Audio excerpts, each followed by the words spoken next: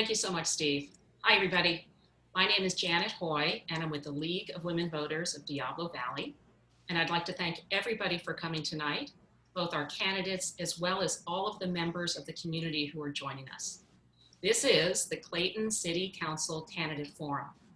This candidate forum is co-sponsored by the AAUW of Clayton, that's the American Association of University Women, the Clayton Business and Community Association, and the League of Women Voters. All three organizations are strictly nonpartisan.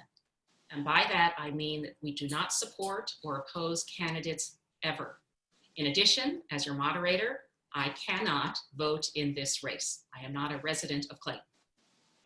Also tonight, besides our candidates, Steve Pierce is our Zoom host, and Martha Garalka and Peggy Houston are our timers, and they are both from the League as well. I'm just going to take a minute and talk about what the City Council does. The City Council is the elected policy-making body for the City of Clayton. There are 5 members who are elected at large, serving 4-year overlapping terms. The mayor is selected annually by the City Council. There are currently 6 candidates for 3 open seats. The City Council is the board of directors for the successor agency of the Redevelopment Agency, the Clayton Financing Authority, as well as the Geological Hazard Abatement District. The ground rules. So there's going to be opening statements for 1.5 minutes. Each of the candidates will make an opening statement.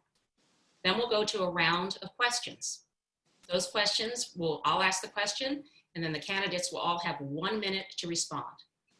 Most of the questions have been submitted by members of your community, and we got a lot of questions, so I apologize in advance that we can't answer all of them. Then we will have 1.5 minutes for each candidate to have a closing statement. The order of the opening statements and the closing statements are reversed, so everyone gets a shot at being first, and everyone gets a shot at having the last word. Please remember, candidates, no personal attacks are allowed.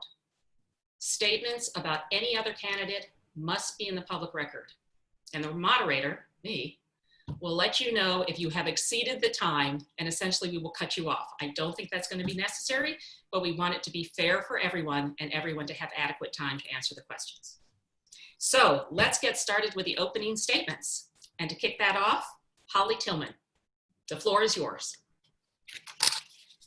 Good evening, and thank you to the League of Women Voters, the AAUW, and the CBCA. Also, welcome to all of the citizens that are on tonight. I'm Holly Tillman. You'll see me on the ballot as Leticia, in quotes, Holly, and last name Tillman. And I've been a resident of Clayton for 17 years. I live here with my husband, Matt, and our 2 daughters. And I'm running for city council because I have a passion for preserving our incredible sense of community, as well as moving us into the future through inclusivity, as well as transparency. And there's a lot going on right now in our city. A lot of people are upset about the housing issue, as well as racism, issues with the police department. And I would like to move us forward going into the future with more inclusive and constructive and respectful dialogue as citizens. And as your city council member, I will engage the community, listen to what your concerns are, relay those back to the city council, and be your voice. I'm looking forward to hearing more of your issues as we move towards the November election, but don't forget that you are able to vote starting next week on October 5th. Thank you. Thank you. Next, Frank Gavidia. Thank you. Good evening, my fellow Clayton citizens. My name is Frank Gavidia, and I am running for City Council. I have lived in Clayton since the year 2000. I have lived here for 20 years. I moved here 20 years ago and fell in love with this town. It is a gem. It is a one of a kind. I'm running on 5 key issues. The first one is transparency.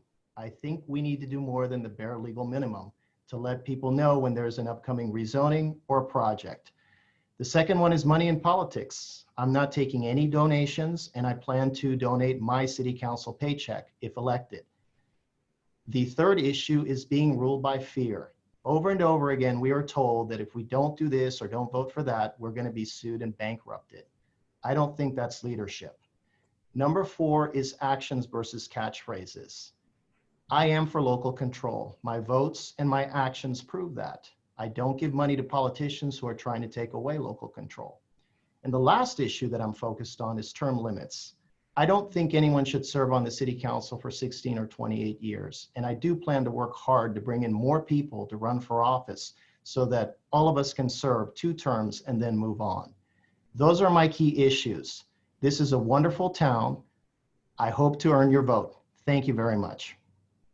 Great, thank you. Next, Jim Diaz. Thank you, Janet. This is Jim Diaz, and I have been a member of this community for over 40 years. Really has flown by. Seen it grow from about 3,000 people to nearly 12,000. I've been a member of the Clayton Business and Community Association since 1998. Forgot to say thank you, first of all, to the League of Women Voters of Diablo Valley and the American Association of University Women's, as well as the Clayton Business and Community Association. I've been serving on the City Council since 2012. I'm a former planning commissioner. I'm the retired lieutenant from the Clayton Police Department, head of the Reserve Division. I chaired the Art and Wine Festival, the former golf tournament, and now chair the Concerts in the Grove with my friend and colleague Howard Geller, where I do all the production work and get it set up, as well as I do the Clayton Car Show. 3 things that I'm focused on for this next term. Public safety, want to keep Clayton safe as we have enjoyed for the past number of years. Improving our quality of life, maintaining that little town feel that everybody has come to enjoy. And finally, listening to people. I listen to folks, they have access to me, not only through my website, through my city council position, but also I'm out into the community. And I thank you very much and look forward to tonight. Thank you. Next up, Glenn Miller. Yes, good evening, citizens of Clayton. My name is Glenn Miller. I have been a resident since 1998, so Jim's got me beat. But I actually have been involved in Clayton since 1995 when I had the pleasure and honor to be your project manager and construction manager on the DeMartini Winery conversion to City Hall. I got to know a lot of the individuals in town, both in the Historical Society and also on the council and the city manager at the time. And I understand the importance of the rural Clayton that they wanted to preserve, the historical Clayton that they wanted to preserve. So I pledge to honor that in my tenure on the city council. I too was a member of the planning commission and worked on several projects that are kind of similar to the elephant in the room, in that they were to be high or medium density projects, and we found a better way. And I think we could find a better way on these projects, and that's all I plan to say about that tonight. But my main focus is you as a taxpayer. You pay your taxes, you pay in Clayton, we Clayton rule by assessments, and I want to see that you get what you pay for. And that's my pledge to you. Thank you. Next up is Tuija Catalano. Great, thank you. Good evening. And thank you first to the League, AAUW, and CPCA for hosting and moderating. I'm Tuija Catalano. I'm a mom of an 8th grader and a high school senior. I've been a Clayton homeowner since 2005. I work as a land use attorney in San Francisco in a very different setting when compared to Clayton. I'm currently serving my first term on the city council. I previously served on the planning commission, and I was honored to be your mayor in 2019. I grew up in a very small city in Finland, and Clayton in many ways reminds me of the town that I grew up in. Clayton today is substantially the same city it was 15 years ago when my family moved here. A safe, small town with great schools, excellent recreation and open space amenities, and residents that create a community through volunteering and other efforts. Those are all qualities I want to keep. As a council member, I will continue to provide leadership that is committed to fiscally responsible decisions in order to ensure that Clayton is able to balance its budget every year and is able to maintain the safety and services we all enjoy. I will continue to support diversity, equality, and inclusion. For example, by having co-sponsored the Rainbow Flag and June Pride Month, being part of the Clayton Speaks Race Relations Group, and having proposed the resolution condemning racism. I will continue to also govern with integrity, making educated, informed decisions that are based on facts and in the best interest of Clayton as a whole. Thank you very much. Thank you. And to close out our opening statements is Peter Cloven. Thank you. I am Peter Cloven, and the first thing I definitely want to do is thank the AAUW, the CBCA, and the League of Women Voters for sponsoring this event. Now, the cornerstone of my campaign is conserving Clayton's character. And as I go out and I meet our neighbors, I realize our character is more than just our physical structures. It's who we are as a community of people. It's our volunteerism. It's our community participation. It's our gathering in our downtown as our gathering place. It's also in our motto, which is do the right thing, in which we teach our children to be responsible, kind, and courageous, and self-disciplined individuals who live with integrity and are inclusive of all people, no matter their race, color, creed, orientation, or social status. Now, Sacramento will continue to push for zoning of high-density housing. As much as we'd like to, we just can't say no. We need to build a coalition of professionals and city leaders and engaged residents to proactively plan our future. From the zoning of our new housing numbers, to looking at our downtown center Pacific plan, to looking at how we can utilize the vacant lot next to the church and at the entrance of our town. Now, I'm a father and a business owner, an environmental scientist, a volunteer, and a planning commissioner. And I am the candidate that will lead that coalition to conserve Clayton's character and save our downtown as our gathering place. Thank you. Thank you all candidates for your opening statements. We will now move on to the question and answer. I will ask the questions and you will have 1 minute to answer. First question is, what is the first thing you will do if indeed you are elected and you are in office? And we will start with Frank Gavidia. Thank you. The very first thing I will do is to look into doing something with the downtown lot. That was a key issue 2 years ago. The city council has had a long time to deal with that. And so far the best they've come up with is to accept the idea of building a 3-story structure there, which would not have been in keeping with Clayton's character. So that would be the very, very first thing that I would do if elected, is to start looking into what is best for that downtown lot. We could do it by vote, but definitely by having our citizens participate. We asked for town halls, we didn't get them, but that would be the very first thing that I would look into. My personal opinion, it should be a park. Great, thank you. Glenn Miller, what is the first thing you would do once in office?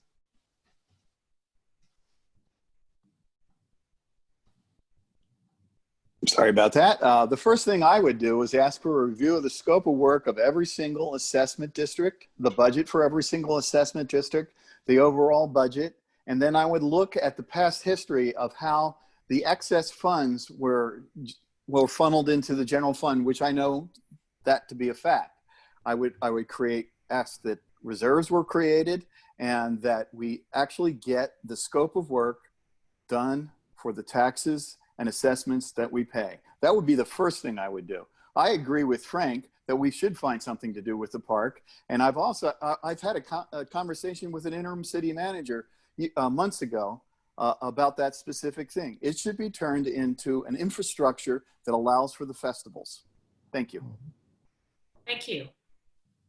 Jim Diaz, what would you do first thing in office? Thank you. Yes. Well, the first thing I would do is get our city staff to prepare a 5-year fiscal plan. This is something that's been overdue for a number of years. We need to have at least an example of how we can manage our resources, limited as they are, over that 5-year period, so we know what the best thing to do for our citizens.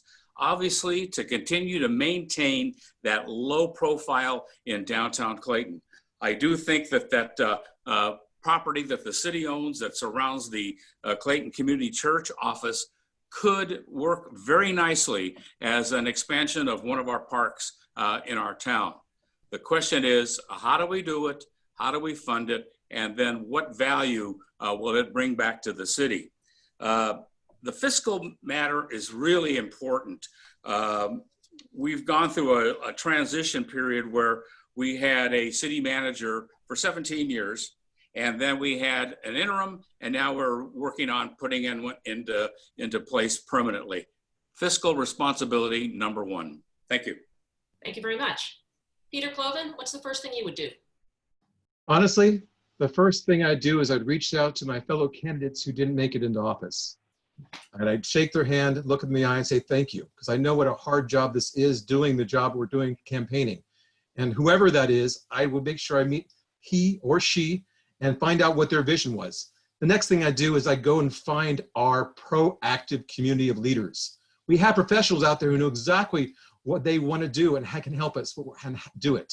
There are citizens out there who want to put their input in, and we have incredible city leaders that together we can build that proactive community to start working on our plan for downtown, which includes that parcel which was just spoken about. That's my plan. Great, thank you. Tuija Catalano, how about you? Yeah, so I think besides continuing to lead our city fiscally in a responsible manner, and besides finding additional ways for our city to be more inclusive, I think what will end up actually being one of the first things that will come back to this council is the decision regarding the downtown lot and the planning for the downtown town center specific plan. And that's actually been pending for some time already, not yet in public hearings. I've been talking about the desire to plan for the downtown for quite some time, for over a year now, and wanting to really see a charrette, which is a community workshop series organized by a third-party consultant that really reaches out to the community for them to provide feedback in terms of what is to happen. And on October 20th, the City Council will look at consider the different workshop and procedural options, including the cost, so that we can move that piece forward with the community. Thank you very much. And finally, Holly Tillman, what will be on your agenda your first day? I don't necessarily have an agenda, Janet, but I would love to reach out to the business owners, the current business owners that are down there now that are suffering from COVID because they're not able to open up to full capacity at this time indoors, and figure out how we can best support them, as well as elicit input from the community to figure out a way to attract more businesses downtown. We do have quite a few open spaces that continue to be eyesores to this day, and I would like to see how we could elicit input from the community to figure out what would best be served there, as well as how we can attract more businesses to the downtown area. Thank you. Great, thank you. Mm-hmm. Okay, the next question came from a constituent or would-be constituent. The City Council seems divided on most topics. What do you plan to do to bring the City Council members together to improve the leadership of the city? First, Glenn Miller.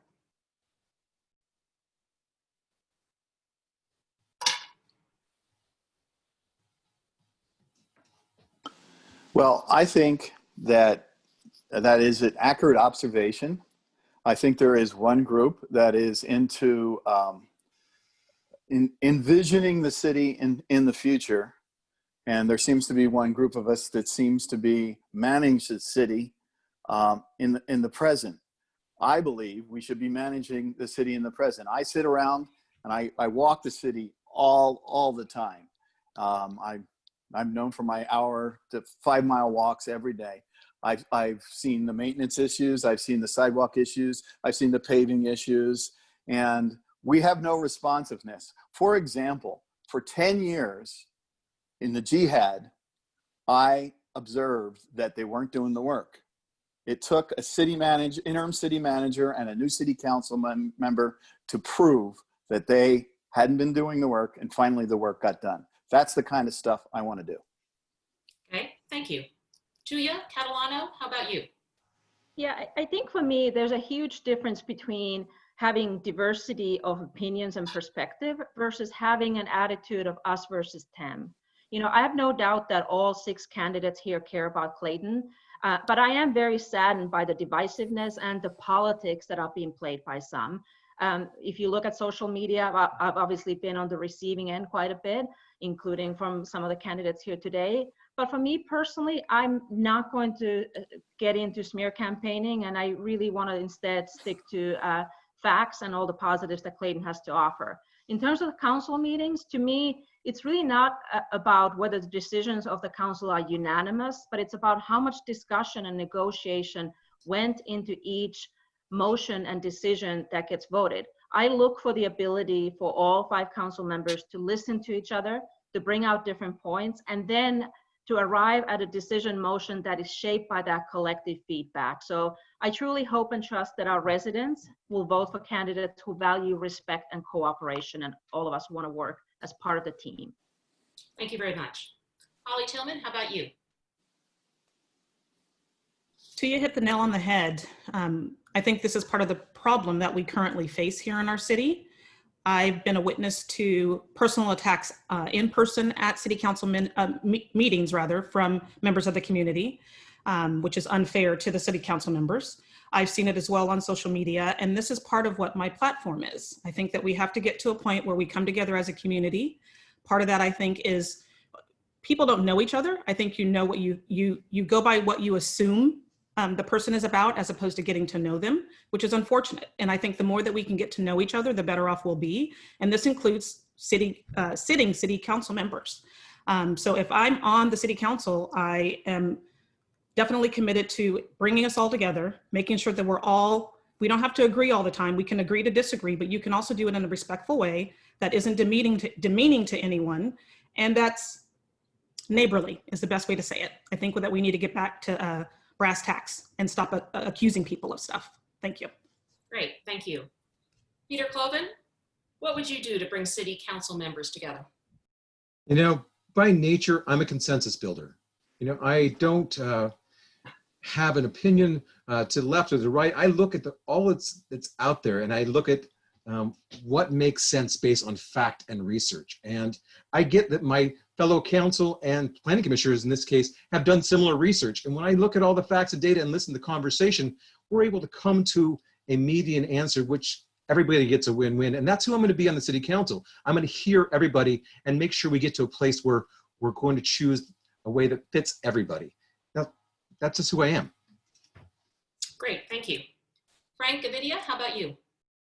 Thank you for the question. So for the longest time, all the votes were 5.0 or 5-0. And yeah, we had a very united city council. And that's how we got Fulcrum, which really got a lot of what's going on started. I was part of the people who was very upset over Fulcrum. We were labeled a vocal minority. So I wouldn't say divisiveness. We had a disagreement. In fact, I gave a speech after the last election to the new mayor that we had a disagreement. We had an election and it was time to move on. We're not going to agree all the time. That's what a democracy is, and that's okay. We just have to represent our constituents. And I feel that sometimes that's going to lead to a divided city council. I do believe that most citizens in Clayton right now oppose some of the things that are going on. That's why I'm running for city council. Thank you very much. Jim Diaz, what are your thoughts? My thoughts are very simple. One, I tend to listen to people. In fact, during all of this dialogue that divided much of our city council, I believe I was one of the few that reached out to the people that were vocally against what we were doing. And I sat down with them, met with them one-on-one, and that's what it's going to take. In fact, I even assisted, I think, in helping bring that voice to city government by when planning commission positions opened up, I supported that other point of view. We need to have all points of view. We need to reach out. We need to listen. That's my third element within my platform. Listen to all of the citizens, hear what they have to say, weigh it, bring it to the council, and move forward. Great, thank you all. Next question asks for a bit of conjecture. If Proposition 15, which is on the November 3rd ballot, passes and more money is available for education and local government, how would you spend these dollars? And do you have an estimate of how much money this would mean to our community and school district? And I can say the estimates are for Contra Costa County, it will be just under $350 million annually. Holly Tillman, you're up first. I have the opportunity to start a group called Clayton Speaks this summer after we had a rally in June. And what a lot of our local youth were saying is that they love to change the curriculum and work in conjunction with our local school district, which is the Mount Diablo Unified School District. I believe that those funds can be implemented to put in the programs that these students are asking for, which is to change the curriculum, educate the educators with more implicit bias training as well, and just give them an avenue so that they can actually have these conversations and move our curriculum into the 20th to 21st century rather. It's antiquated, it's a lot whitewashed, and it needs to be changed so that we are actually getting the correct history that we should be learning. And I think that that's how I would like to see the education dollars used, listening to what the students have asked for. Our youth are asking for our help. They've implored our educators to listen to them as well and to engage with them. And I would use the Clayton Speaks group to move that forward with the school district. Thank you very much. So Jim Diaz, same question. If Prop 15 Yes, yeah, thank you. how would you spend it? I'm not sure what all the money is going to be coming into Clayton, but there are a number of, pardon me, a number of good places that we could spend those dollars. One of them, again, is improving the looks of our city. One of the issues that I keep hearing about on a regular basis is, in fact, our landscape maintenance. And yes, we have a special district that channels dollars to that to make sure we have a more attractive looking city. We could bring it such that the medians that come into the town as you come in from Concord and from other parts of Contra Costa County and improve our overall look of the city, maintaining that local feel. Also providing some financial incentives. One of the things we haven't done is to provide financial incentives to potential new businesses so that they can feel that they can come in here, set up business, be successful, and add to the value of Clayton. Thank you. Thank you. Glenn Miller, you're next. Yes, thank you. I'm presuming you're talking about education funds only, so I'm going to address that. First thing I would do is ask every citizen to drive by the Mount Diablo Elementary School and look at the playground area. It's horrible. I have personal experience. I've been a volunteer for motor skills for the kindergartners for 13 plus years. And I plan to do it some more if I get the opportunity. I've also been reading to the kids. The library needs some help too. But more importantly, put the resources into the classrooms. I've known many different kindergarten teachers, first grade. My daughter went to the elementary school here, and I know that they spend a lot of their own money on educating their kids, our kids, and we should be helping them. Thank you. Thank you. Tuija Catalano, what are your thoughts? You know, I think my thoughts are pretty similar to what Holly mentioned a moment ago. You know, anybody who has been watching the Clayton Speaks Race Relations in Clayton dialogue, and specifically anybody who watched the third series, which featured our youth, should have been and likely was very impressed. And one of the things that a number of our youth mentioned is that they are working on this Diversify Our Narrative initiative. And all of them expressed some desire for help for them to carry that forward. I think that would definitely be one very worthy cause to spend additional education funds.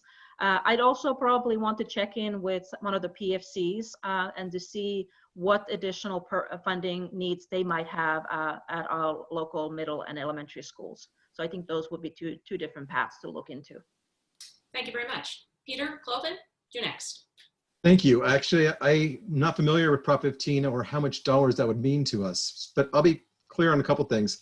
Tuija mentioned PFCs and how they might be able to help direct those funds. I think they have better knowledge than our city government where those education dollars could be sent, so I would definitely go to them. From a government side, I think one of the things we really need to do is create that, that medium where we can get our community together and discuss what our future looks like. I think Tuija had mentioned a charrette or a moderated planning style meeting with involved community. And if that could be, funds from that could be used for that, I'm all over that because I'm all about conversation and dialogue and talking across our differences to get to the right answer. Great, thank you. Frank Gavidia, you're next. Thank you. I would be inclined to spend those funds on things like fixing the playgrounds, definitely investing in infrastructure. A lot of these kids are home right now due to COVID, and how long that's going to go on, nobody knows at this point in time. I would want to see that.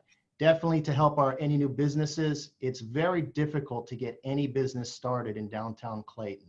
We are a town of 11,000. There's not enough people here to support all the businesses that we would like to have. But if we had the right incentives, perhaps that could help somewhat. Great, thank you. For the next question, some of you have touched on this. Maybe you can dive in a little further. What does it mean to have a commitment to diversity and inclusivity? How have you demonstrated that commitment? And how would you see yourself demonstrating it as our elected official? And first up is Tuija Catalano. Great, thank you. So, I mean, you know, Clayton certainly has some racism, just like any other city does. And that doesn't mean that Clayton is a racist town, but it does mean that we can do more to address racism. You know, we've now had for almost a decade the Do the Right Thing campaign, and we're making that our city motto next week. You know, racism and any kind of discrimination for that matter, to me, is as simple as doing the right thing. There's no place in my life or in my house for hatred or discrimination of any kind. And I will stand up against racism and in favor of equal rights to all anytime. I know we cannot legislate kindness, but we can live by example, and we can do, as a city government, we can do things like adopt resolutions that promote doing the right thing, that condemn racism, raising the rainbow flag as a symbolic gesture that sends the message of inclusivity. And I've been behind on a lot of those measures that have been at the City Council, especially during the last year. Thank you, Tuija. Frank Gavidia, you're next. Thank you. This is a very important question to me. I'm a person of color. I'm Latino, the child of Central American immigrants. Some of the things I've been called by some of the other candidate supporters so far, unacceptable. I'm concerned about how race is being used in this election. I've lived here 20 years. I have never encountered any racism in Clayton. From the sounds of it, it's been brought up that our police force profiles, Clayton is not racist, but it's full of racists. You know, I've been going all over town for the last couple of weeks running for office, and I get two things that citizens are concerned about. Number one, obviously, is the Olivia. But number two, the good people of Clayton are tired of being called racists.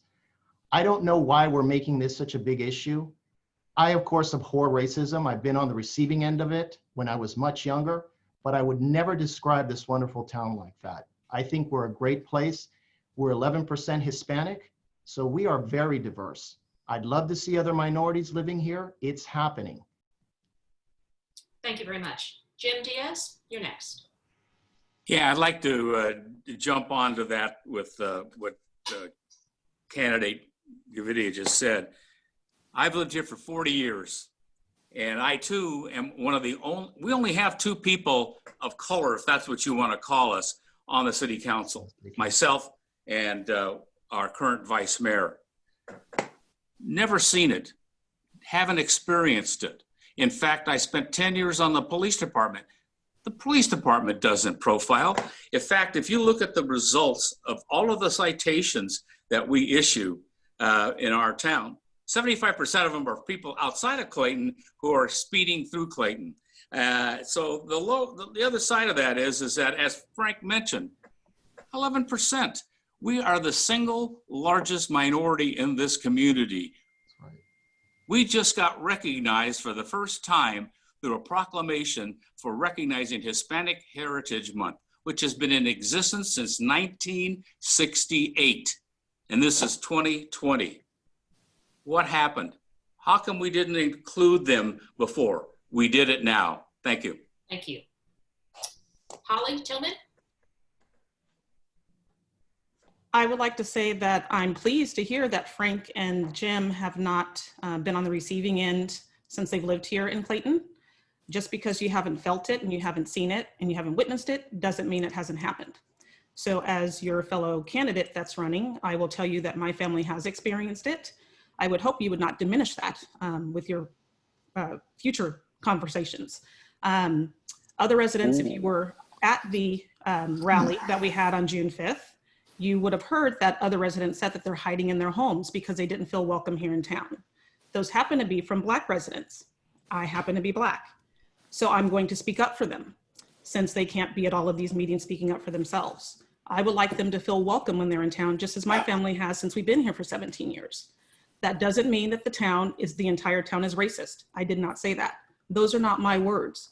Those words are from people who have lived here their entire lives. So please don't diminish what they're telling you or what I'm trying to share with you all to try to fix. Thank you. Glenn Miller? Yes, well, as I mentioned, I have been volunteering at the kindergarten level for 13 years. The kindergarten works with the morning and afternoon time, and that's important only because I get to see the parents that are picking up and dropping off in between. It's just the way the activities that I do happen. I don't see it.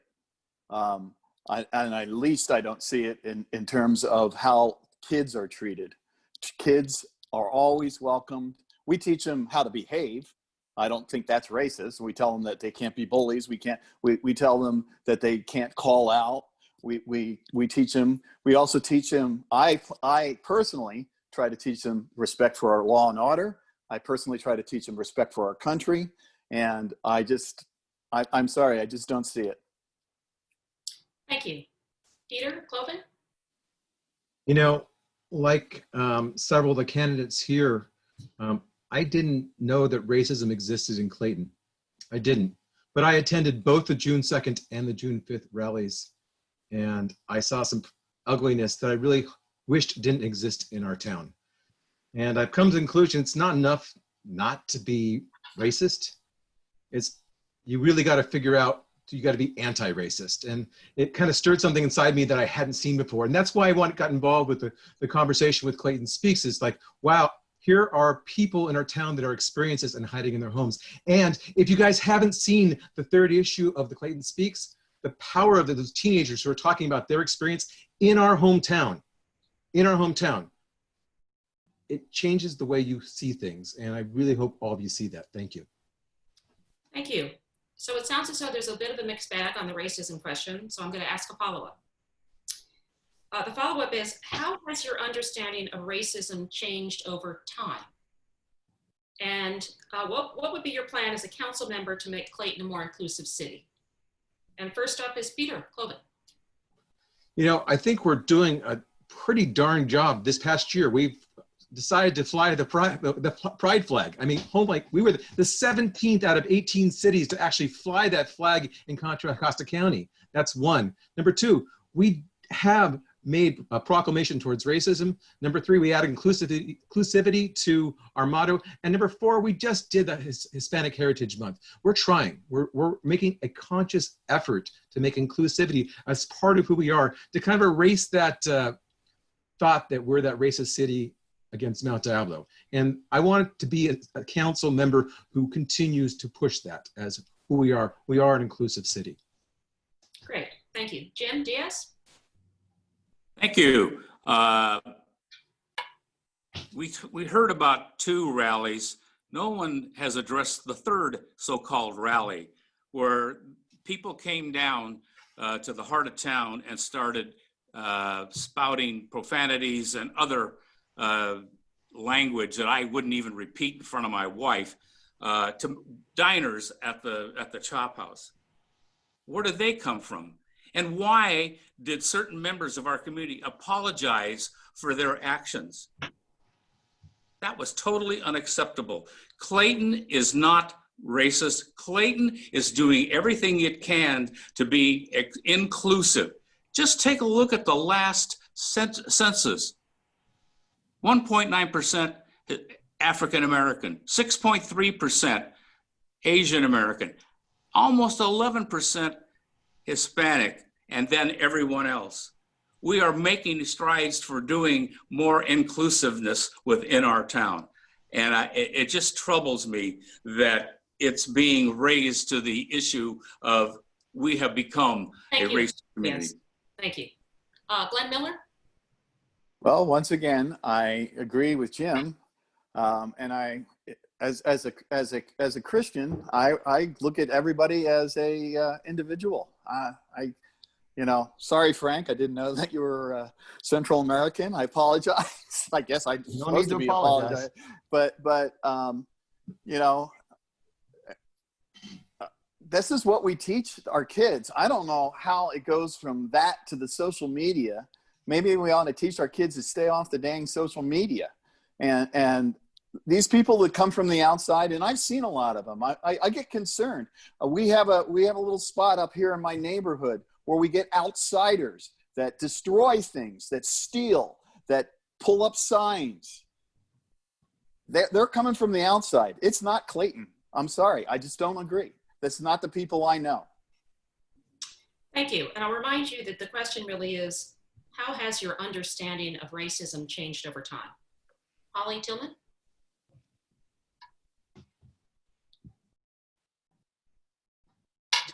There we go. Sorry about that.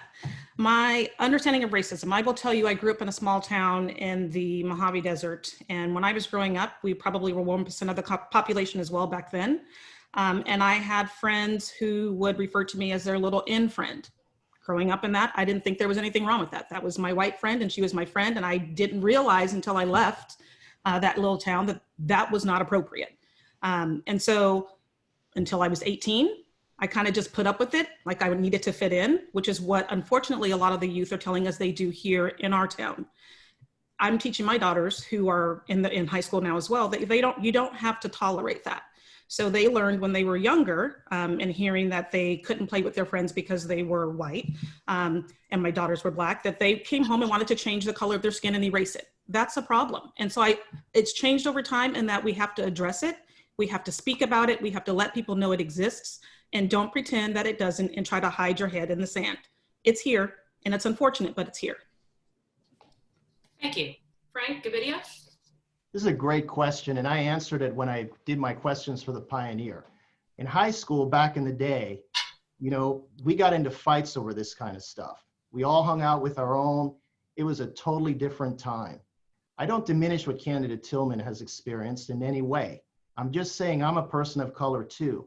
I don't feel included in this conversation. In fact, the webinars I participated in, all three, have been devoid of all Hispanics, the largest minority in Clayton. I think at times the word inclusivity, you are included if you agree with us, you are excluded if you don't agree with us. That's where I think this has gone. Clayton is a very welcoming town. My wife is Mexican American, my friends are Hispanic. None of us have ever experienced any of this. I'm very sorry some have, but I don't think it's right to make the town to be something to label it a racist town in any way, shape, or form. We can do some things, I'm okay with that. But this is not the #1 issue in Clayton right now. Thank you. And finally, Tuija Catalano. I think for me, certainly I was at the Grove on June 5th. And in fact, I, along with Mayor Pierce and Councilmember Wolf and Pastor Robinson, met the rally participants halfway to town and walked with them to downtown. It was extremely heartbreaking to hear some of the stories our Black residents shared with us that evening. And it was extremely surprising. It was shocking that many of them did not feel welcome in our city. No one is born racist. Racism is taught. As a parent, I try to teach my kids to be kind, tolerant, and accepting of everybody.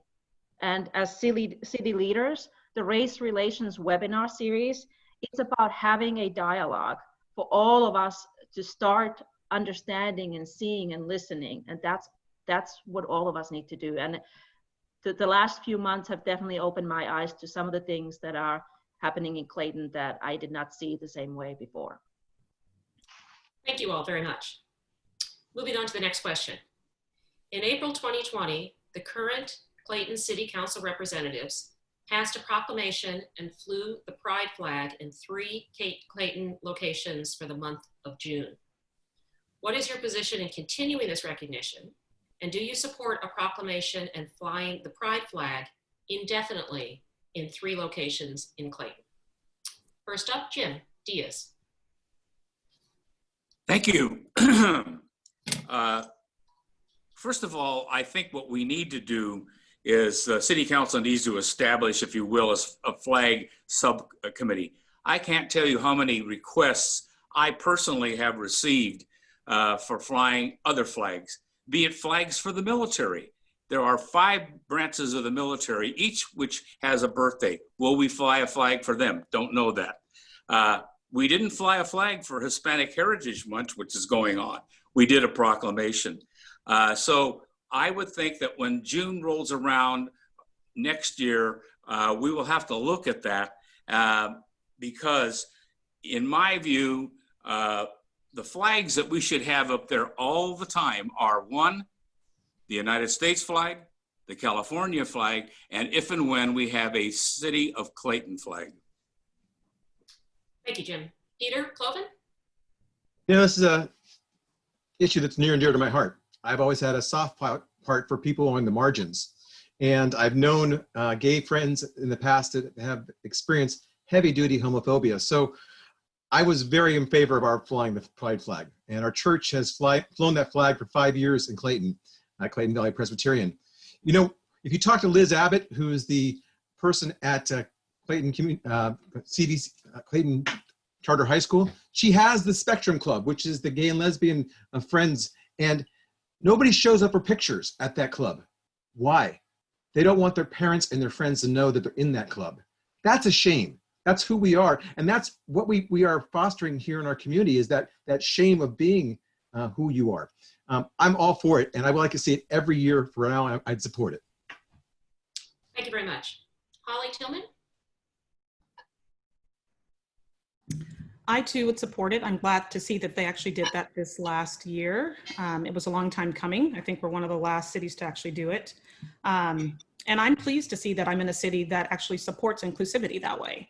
It makes me happy, especially as a parent of a child that is in that community. I think that I would love to see it flown. I don't necessarily know, I forget how long you said it was going to be flown or what was proposed. Was it all 3 places all the time? Was that what the question was, Janet? Indefinitely in 3 locations. I don't know if it needs to be indefinitely. If it was going to go that route, I think I'd have to piggyback a little bit off of what Jim said, that we would also need to consider other flags to fly as well, if we're going to keep them all up. But I definitely don't have an issue with that flag being flown and shown in 3 locations.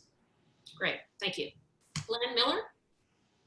Yes, I kind of come down with Jim here. I recall the uproar when one of our residents decided that they would voluntarily donate to the city some Blue Lives Matter flag, and the uproar that it caused. Why did that cause that? Why we're so controversial about that? Well, because some thought that that was disrespectful to a certain narrative, a certain position, and therefore we shouldn't be doing it. Why are we disrupting? I agree with Jim. The American flag is good enough for me. The state of California flag is good enough for me. And if the city of Clayton wants to get their own flag, that's great too. We also mindful that there is one place that is one exception, and that is the POW flag, because they put the monument together where that flag is, and they deserve to have it there. Thank you very much. Frank Gavidia? Thank you for the question. I'm a former United States Marine, so I once took an oath to the US Constitution with my life. I support the First Amendment completely. We should fly all the flags that our citizens request. Indefinitely, I don't think we can do that because there are others who would like to have flags flown. We need to be content neutral. I agree with Jim. As a former Marine, on November 10th, I would love to see scarlet and gold flown at that flagpole, but we can definitely fly flags. If our citizens want these things, it's a First Amendment right. And I take that right very, very seriously. Thank you. And Tuija Catalano? Yeah, I'm 100% supportive of flying that flag again. And I co-sponsored the flying of the flag and recognizing June Pride Month with Councilmember Wolf. I'm 100% supportive. And what that flag really means, it is a message about tolerance. It sends a message about our city being welcoming. And it particularly sends a message to our youth. Those are the most vulnerable people in the LGBTQ community, the youth who are afraid. And after we decided to fly the flag and recognize June Pride Month, I heard from several residents several parents who had children who are in the LGBT community who were extremely grateful that their kids felt welcome. And when you're coming into town, that you saw that flag. So it sends a message about inclusivity and being a welcoming city, and we should absolutely continue to do that. Thank you. On to the next question. Do you agree with the City Council's recent approval of the downtown Olivia development? If not, how would you propose to defend your denial on legal grounds? Starting with Frank Gavidia. At the moment, that matter is being litigated. Do I think that I was on the Planning Commission and I voted no on this project. If we're going to turn our city completely upside down and bring in something that is so out of character, we needed to exhaust everything. I think the EIR was in order. Not everyone agrees, and now a judge is going to determine that. We'll find out very soon what happens there. But what concerns me here is this idea that we're always going to be sued and bankrupted, so we proceed to negotiate from a position of weakness. Some candidates and some city council members have adopted that position. That's not how you start a negotiation. I think a full EIR, maybe the developer would have come to the table and we could have come to a better accord. But if we're always going to be sued and bankrupted, well, then let's just let all these developers come steamrolling right in and let's welcome 5- and 10-story buildings right now. Thank you. Glenn Miller? Well, as I spoke before, when I was on the Planning Commission, we were faced with mid-density and high-density developments, including a development along the downtown. That Mitchell Place project I'm very proud of.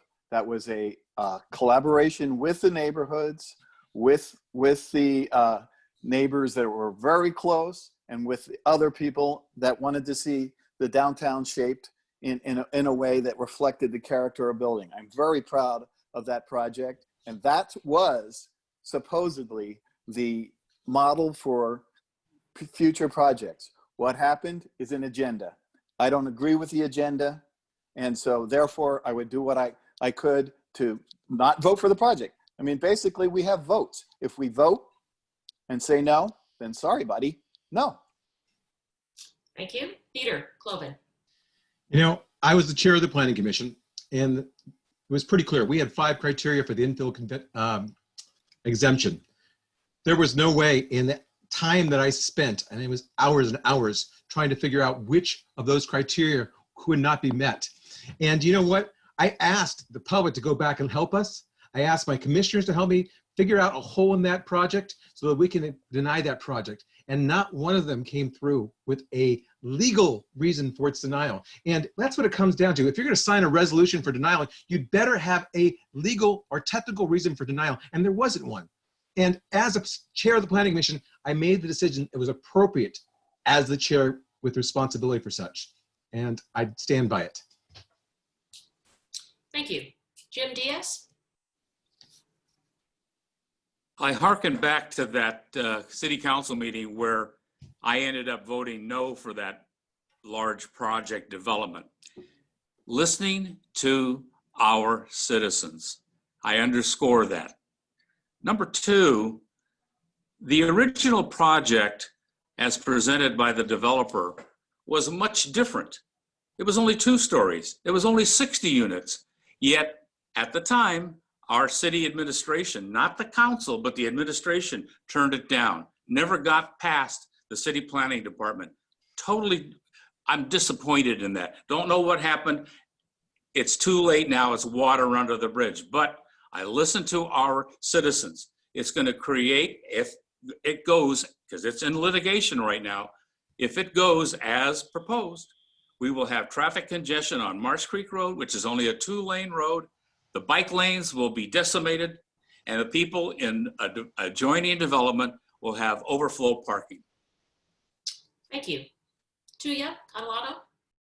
Yeah, so, from my perspective, the council members who voted no on the project approvals could not state the legally required reasons for denial. On the environmental decisions, there was no evidence that the project would result in a significant environmental impact, and because of that, the only thing a no vote would have at best accomplished is delay. I've reviewed and obtained hundreds of environmental review documents during the last 15 years in my job, and environmental review rarely changes projects. What I think is particularly troubling about some of the candidates and council members is that they are going to play chess with city decisions that can have financial consequences on the city and taxpayer funds. And if you do that, you need to have the ability and willingness to see several steps ahead. So I voted yes, because that was the only legally defensible decision on the project approvals.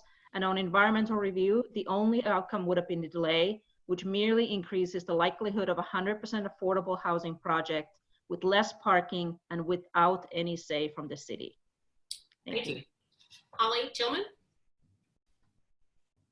Thank you, Janet. I'm trying to go back to what the original question was. Is it how I would vote? Could you tell me that one more time, please? Yes. Do you agree with the City Council's recent approval of the Olivia development? And if Correct. not, how would you propose to defend your denial? Thank you. So I have to agree here with what Peter and Tuija stated. I wouldn't be able to vote on a motion, although I might have gone back and asked the developer to work with the community just a little longer to address some of their concerns. At the end of the day, I could not have voted no on this had they ticked off all of the boxes. The developer had ticked off all the boxes, and there was no legal ground to stand on. I would have had to vote to approve this as well. So, Great. Thank you. Next question. Do you think affordable housing should be a priority of the council? And if yes, how would you approach it?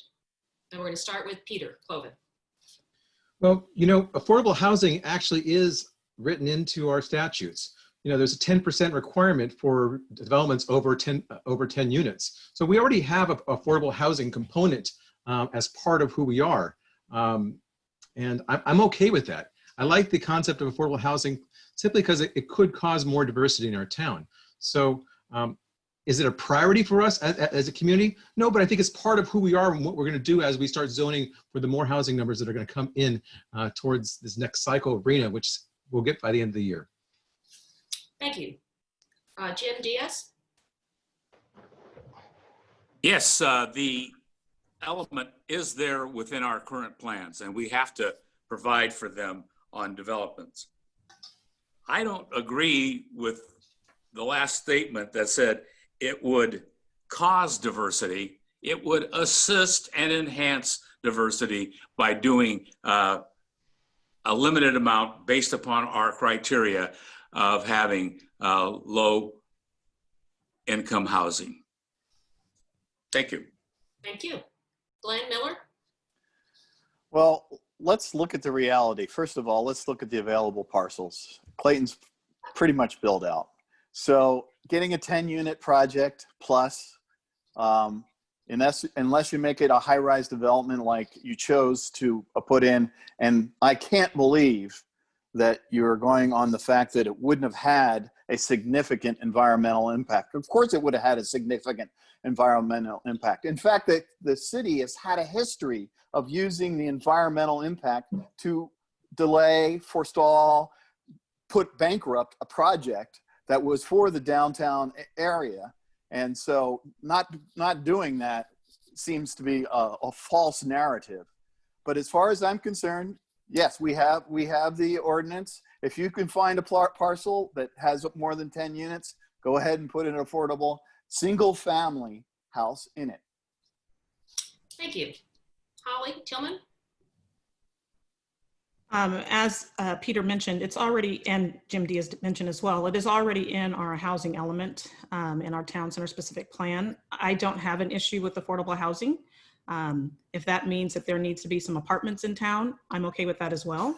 I don't necessarily believe that it means that it's going to make the town more diverse. That implication to me means that you think that only people of color are the people who need affordable housing. So I disagree with that premise. It doesn't mean that I need 5 or 10 story high rises downtown. I absolutely do not. It's actually written in the town center specific plan that isn't allowed. It has to fit into with the downtown area. So affordable housing doesn't scare me. I think that one of the other candidates spoke about fear and living off fear. I don't live off fear about that. It doesn't bother me. I don't think that that's going to necessarily bring more crime. I think that it does give others in the Bay Area, which is expensive to live in, a place to call home. So I don't have a problem with that.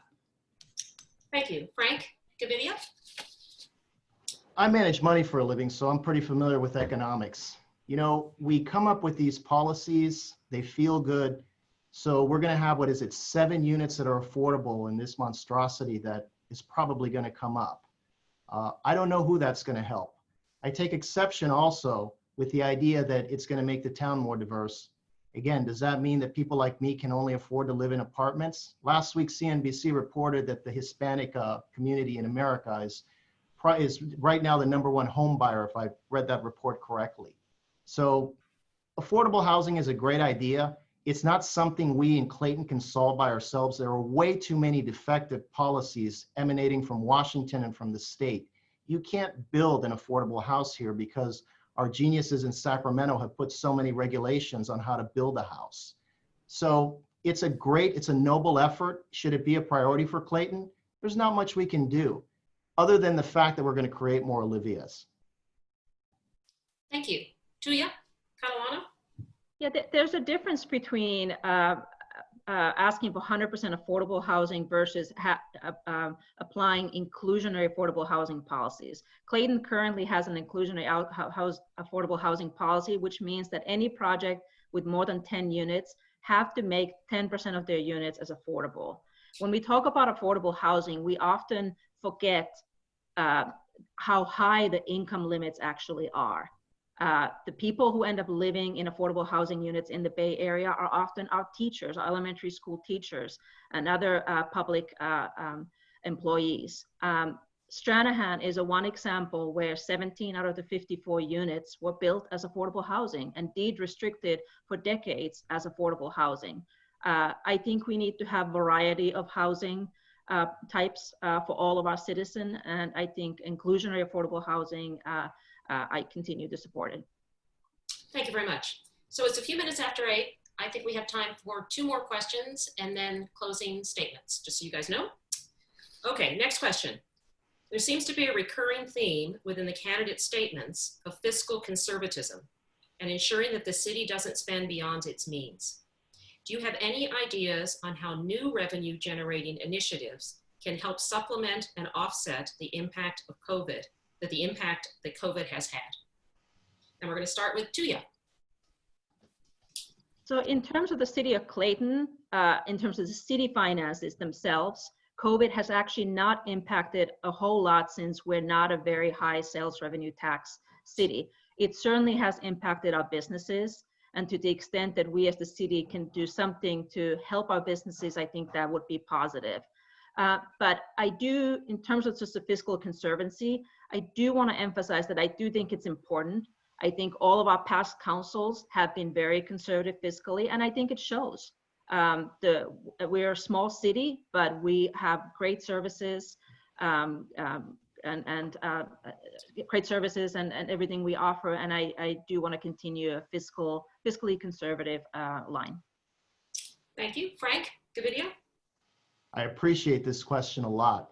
I was up at Clayton Community Park not too long ago, and I'm going to release a video on that in the next couple of days. Is being fiscally conservative, not spending a dime, that we've let that wonderful park fall apart the way it has? I've got a million memories of my daughter playing soccer there. The soccer league wants to come back, but it can't. I see this term fiscal conservative being tossed around as we're just unwilling to spend a dime to defend the city against possible lawsuits, fixing parks, maintaining it. We've got a great budget, it's well managed, but sometimes you have to spend money on things. That's how you keep the city wonderful. So I'm a little concerned about how this term is being tossed around these days. Thank you. Jim, Diaz? Thank you. Yes, having sat on the budget subcommittee, we do manage the city's resources to a very fine point. If we were able to develop more business, and let me point to one place that has always been stellar in my mind, and that's the Bocce Center and Bocce Courts downtown. That wasn't done by the city. That was done by 2 individuals. And they put their heads together, put that on, and now that has become, unfortunately now we can't play it, but has become a stellar point of bringing business into town. We need to have that kind of creativity and sponsor that. That is what's going to make the difference of making sure we have additional resources to fund those things that we need to do in Clayton. Thank you. Thank you. Holly Tillman? I concur with Jim. I also love our downtown businesses. I think that Bocce Park is amazing. But going back to what someone had said earlier, I do believe that we need to remain fiscally conservative and balancing our budget. I am concerned that there are people in the community who would love to go against the state and kind of throw those resources in the trash. I think we need to keep our reserves on hand. And that's just part of being a steward of our citizens' money, right? It's not ours. We have to actually think of the future of our town. I want to ensure that our police department stays fully staffed as they are. I'm not willing to squander that based off of emotions on how a project feels. So I stick by what I said. I think we all need to remain fiscally conservative, keep emotion out of this, and think about our city as a whole going into the future. Thank you. Glenn Miller?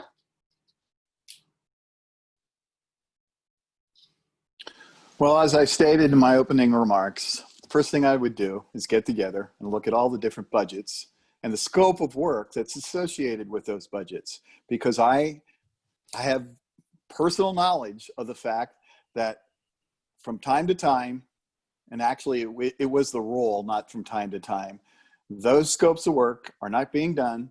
And you have to understand, a lot of the services Tuija was talking about are assessment services. That means that you pay a specific assessment for the scope of work of the services.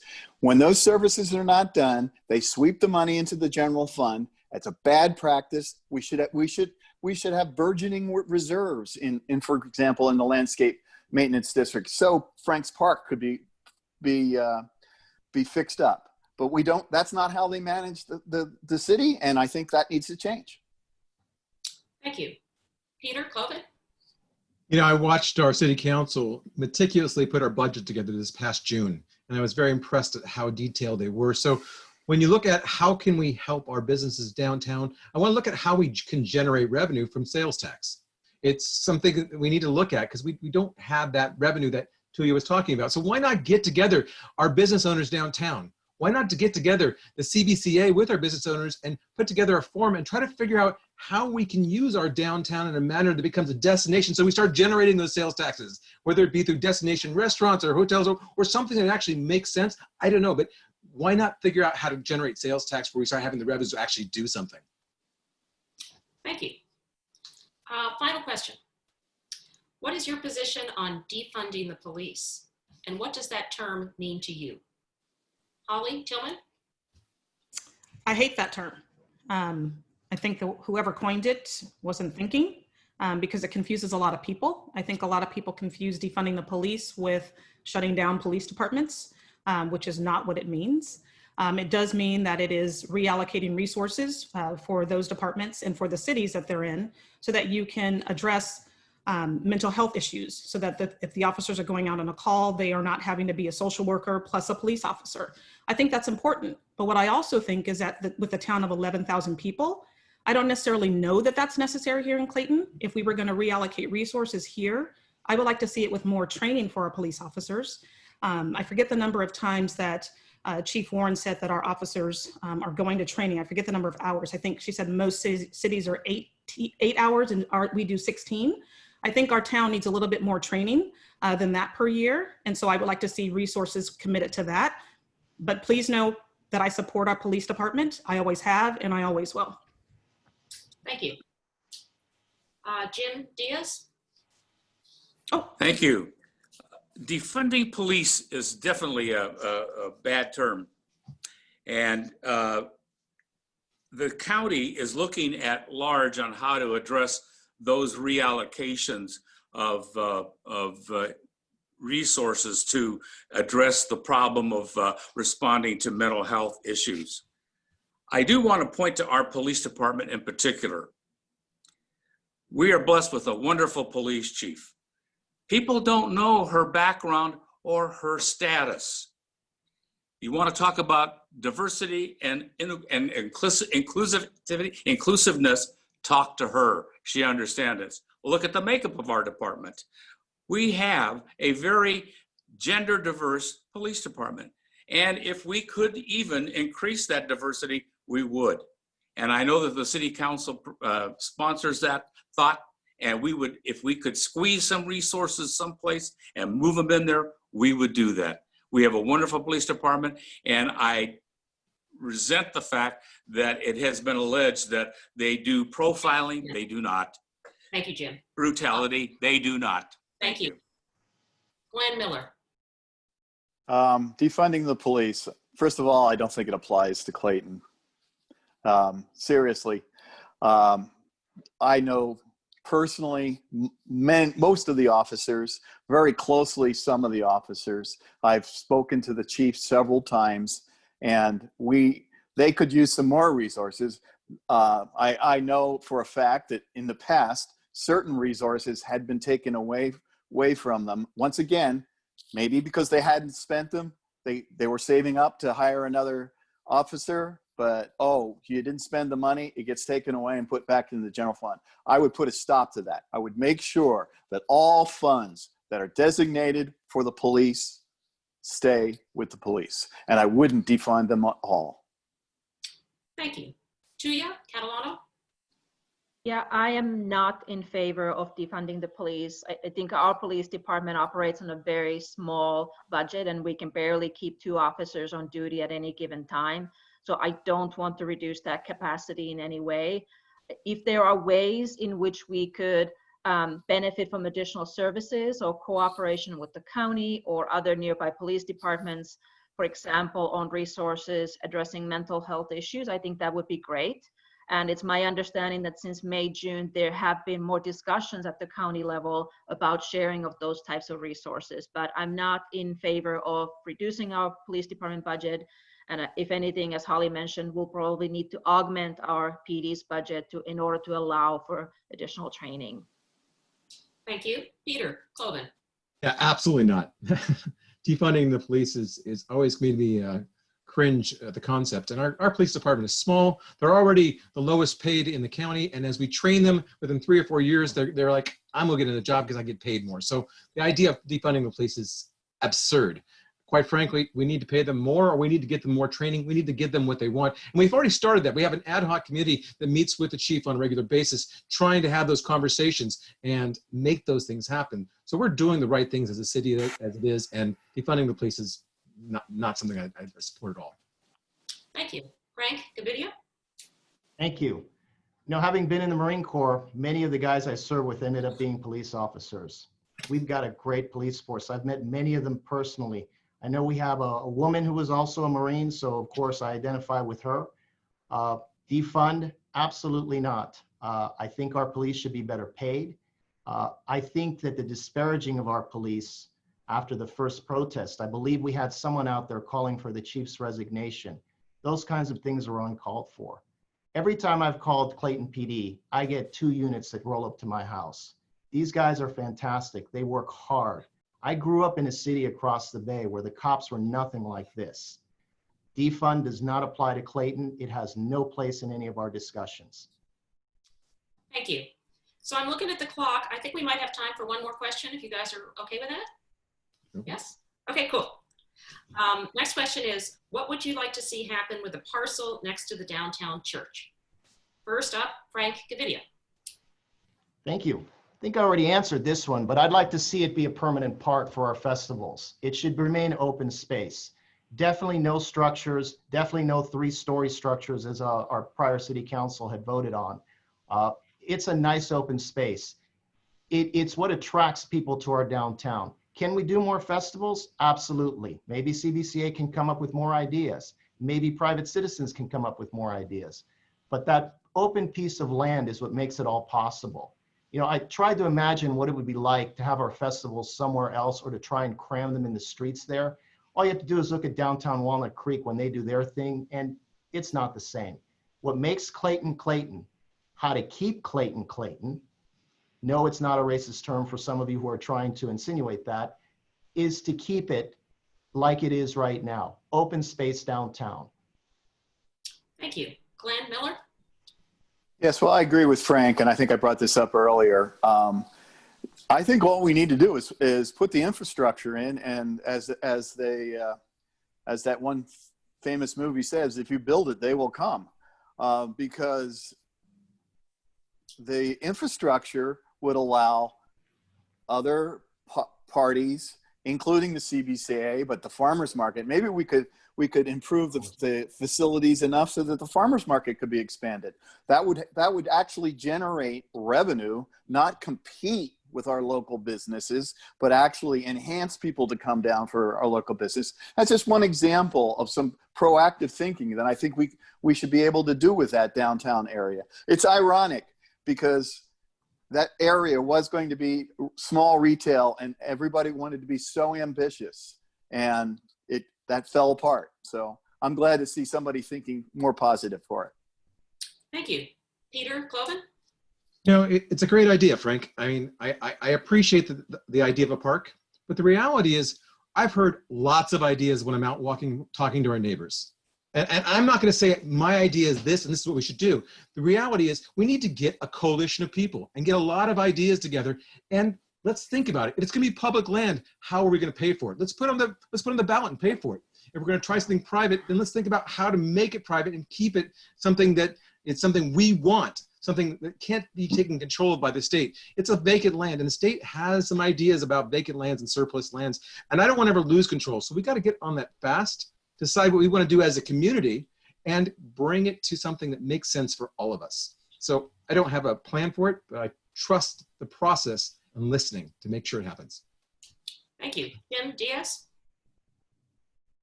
Yes, as the former chair of the Art and Wine Festival, which everybody loves in Clayton, and unfortunately we're not going to have one this year and possibly not even next year, I'm hearing more and more support, and I'm beginning to have a view that that area behind the church office could be a very stellar park, and it could be utilized for all of our festivals. I'm not sure if we need more festivals, but I think we could enhance the ones that we have currently, and which we have 3 to 4, and that could be an excellent spot to maintain that element, because Clayton is known, believe it or not, for its festivals and the community. Thank you. Thank you. Tuija Catalano? Yeah, so what I want for that lot is what the community wants.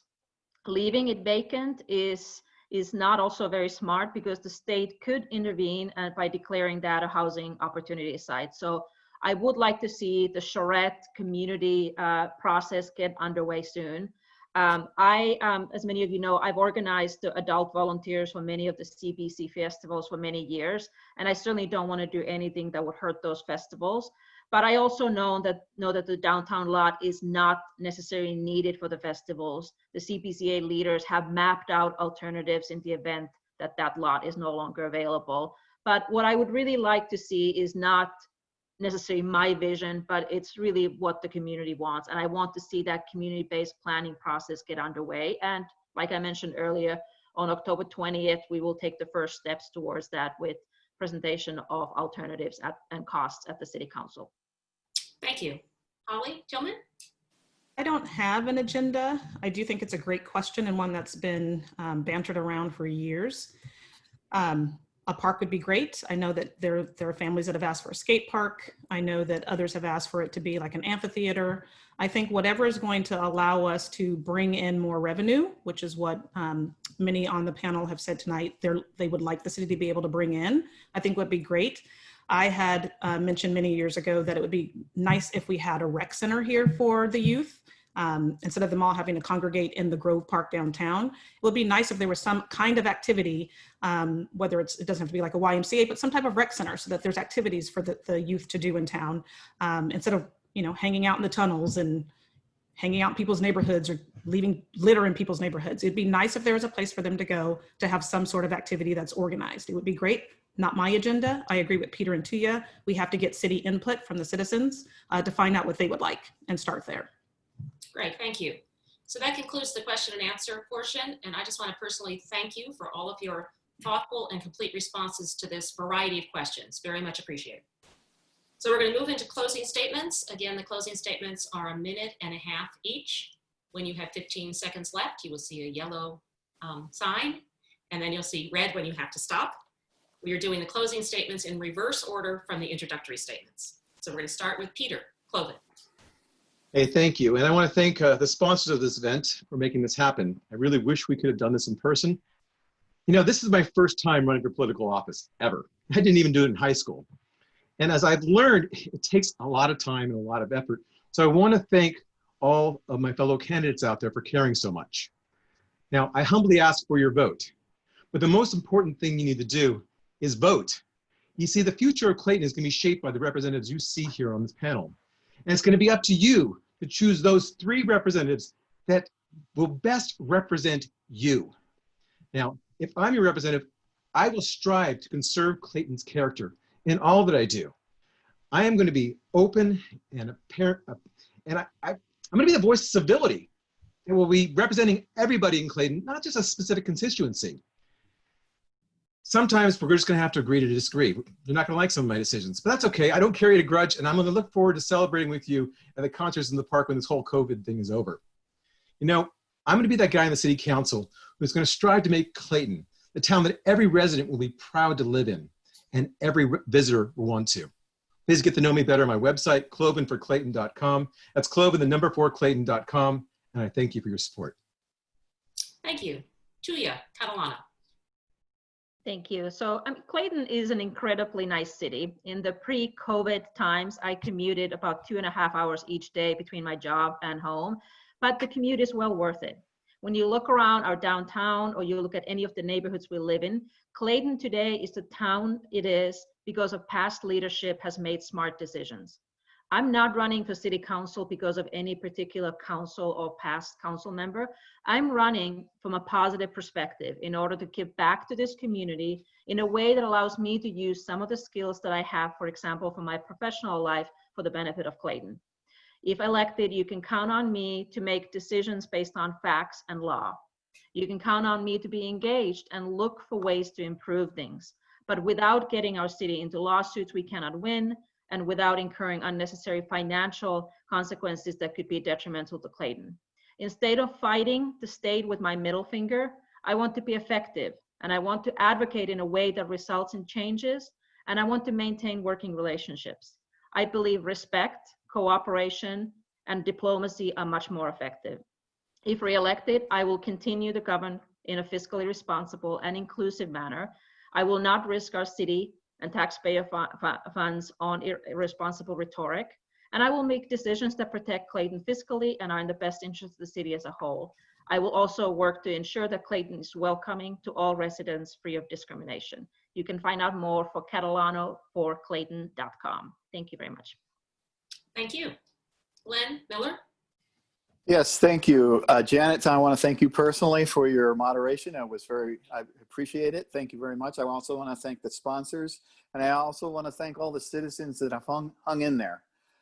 You've heard a lot of agenda tonight. I don't know if you all agree with the agenda. I don't know if you all support the agenda. But what I want to emphasize is that you all pay your taxes. You pay not only your property tax, but you pay all these assessments. And we didn't hear a lot of discussion about seeing that was well spent and physically responsibly spent, and that the work was actually done. I would be that type of city council person, the type of person that you could call me up and say, hey, Glenn, I need to, something's wrong here, something's not being done. And I would say, you know what, next couple of days, I'll take a walk personally, take a look at it, and then I'll find the department that needs to take care of it, and it'll get taken care of by the city. So that's the kind of candidate I want to be. This agenda stuff, you know, we have a different regime. That's fine in the state, but we need to become the type of Clayton that is inclusive, but also responsible to the citizens. Thank you. Jim Diaz. Thank you, Janet, and thank you to the League of Women Voters of Diablo Valley, the American Association of University Women, another fine institution, and of course the CBCA. I am deeply concerned about making sure that Clayton keeps its small town feel now and in the future. I'm one that is in favor of making things happen as opposed to watching things happen. I believe that all citizens, and I'm inclusive within that, should know their rights and should express themselves both civilly and vigorously. Let us know. Call me. People know how to reach me. If not, go to my website, reelectjimdiaz.com. Thank you. Thank you. Frank, Gavidia? Thank you. I want to thank the sponsors for a wonderful event. Questions were well done. This was all well moderated. Thank you for putting in your time. I assume you're volunteering to do this. In closing, why am I running again? I want to keep Clayton the way it is. I know that there are going to be mandates from Sacramento. We have to be creative. I don't think we were creative in the last 10 years. I think we made it a little too easy for things like the Olivia. I think bad ideas like Fulcrum, those bad ideas, things like that shouldn't come up again. We need to fix our park and we need representation. 2 years ago, yes, it was a past council, but the way that some of us, and we were numerous, so many people that showed up against Fulcrum, against the parolee housing issue. And yet only one council member got up from his chair and tried to talk to me. The other 4 did not. One of those opposed me when I got onto the planning commission. So inclusivity, are we included when we disagree? And when a number of people disagree, are they included? So I want to represent all of Clayton too. It doesn't feel like we've been represented in the last couple of years. That's why I'm running. I think we can do better. Read more about me at my website, frankforclayton.com. Thank you all and have a great night. Thank you. And for the final word, Holly Tillman. Thank you again, Janet, and to the League of Women Voters, the AAUW, and the CBCA for hosting and moderating this panel. It was a good 90 minutes. I am running for City Council because it's about time. It's about time that we start having respectful dialogue again. That's been missing for the last couple of years, where we are disparaging our opponents and city council members. It's about time that I actually answered the call that people have been asking me to serve for numerous years now and no longer need to be written in on the ballot. And it's about time that we come together as a community to figure out what's going to be best to move us forward in a transparent way. I know that there have been several people who have stated that they haven't been heard. I think that they're being heard. They're probably not getting the outcome that they want to have done, but I think that that needs to happen with more dialogue. And I'm committed to listening to people, to having that transparency, to having that dialogue, not just one-on-one. It needs to be in a group setting. And I know that's difficult to do in city council meetings. So we're gonna have to figure out as a community how we can have forums or some format that will allow us all to elicit input from the community, move us forward, have greater transparency from the city council and from the city manager so that everybody in the community is aware of what's happening before it happens and it becomes a problem. That's where we need to get to. And that would be the type of leader that I would be. You can look me up on Holly for ClaytonCityCouncil.com. Thank you very much to all of the candidates who are really putting themselves out there to participate in this forum and to run for office. It is not for the faint of heart. So thank you all very much for your current service and your future service. So that concludes our forum for this evening. I'd like to thank the AUW and the Clayton Business and Community Association, and to all of our audience members who persevered. I think we have 160 participants there now. And since I'm with the League, I have to tell you, if you want information on the ballot measures, all of the candidates, who's financing their elections, everything top to bottom, you can go to votersedge.org. It's votersedge.org.